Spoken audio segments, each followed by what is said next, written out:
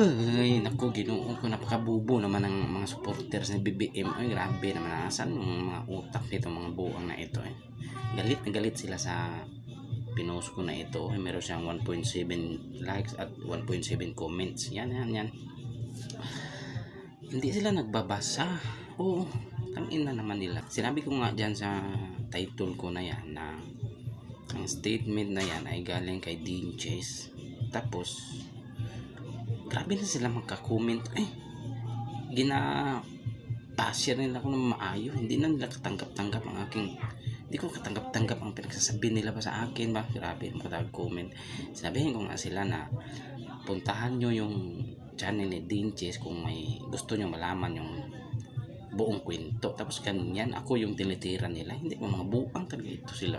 Kung tutuusin, nakatulong pa nga ako sa inyo mga buang kamo para sa point malaman ng lisa ninyo na may ganyang issue na pinost si Dean Chase. Tapos tirahin nyo ako sa comment section. Magpasalamat kayo dapat sa akin kasi pinost ko yan na ganyan yung ginawa ni Dean Chase. May ganyang issue na hubad-hubad, tapos ako yung tirahin ninyo.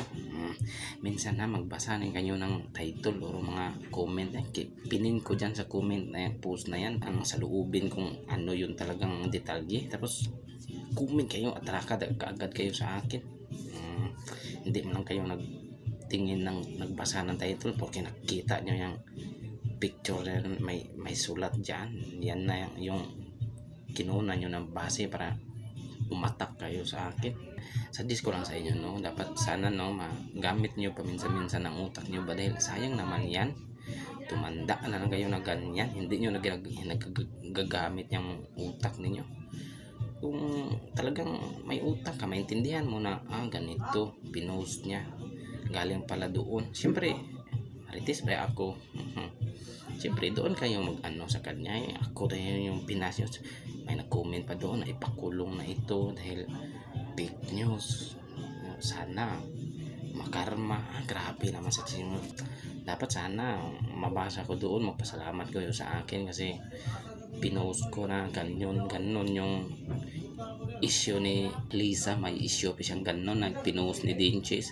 Uy, si Dean Chase isa yung abogado sa OFW, tapos siya yung naglalabas na mga kabalbalan ni Lisa at tsaka ni Marcos.